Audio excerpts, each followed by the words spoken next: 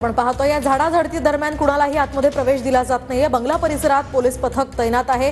तर अजित पवारांच्या राष्ट्रवादी काँग्रेसमध्ये घरवापसी करण्यापूर्वीच आयकर विभागाने संजीव राजे नाईक निंबाळकर यांच्या घरावर हा छापा टाकल्याचं आपण पाहतोय। तर रघुनाथ राजे निंबाळकर आणि संजीव राजे निंबाळकर हे दोघं रामराजे निंबाळकर यांचे चुलत बंधू आहेत। दरम्यान याच पार्श्वभूमीवर फलटणचे माजी आमदार दीपक चव्हाण यांनी प्रतिक्रिया दिली आहे। त्यांनी काय म्हटलंय आपण पाहूया।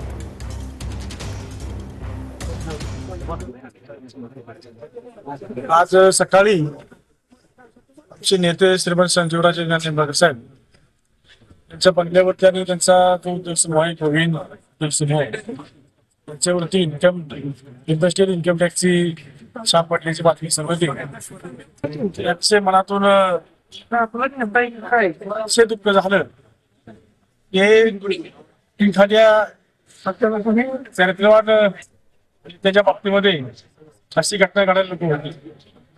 त्याचं कारण आपण सर्व बघताय, गेले 30-35 वर्ष श्रीमंत संजीवराजे ते राजकारणामध्ये, समाजकारणामध्ये, सहकार क्षेत्रामध्ये, शेत क्षेत्रामध्ये काम करतात आणि काम करत असताना नेहमीच त्यांनी सर्वसामान्यांच्या, शेतकऱ्यांच्या, कामगारांच्या हिताची भूमिका त्यांनी जपण्याचं काम केलं आणि 30-35 वर्षामध्ये त्यांच्यावरती कुठलाही नगण्य राहील किंवा डाग नाही अशा प्रकारच्या सूचना नेते राजकारणामध्ये हा आपल्याला कमी बघायला मिळतात, गोष्टी आहे।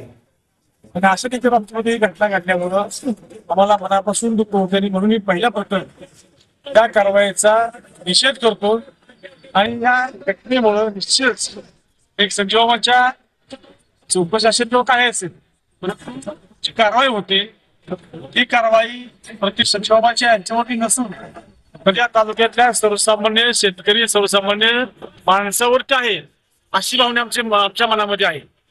याचं कारण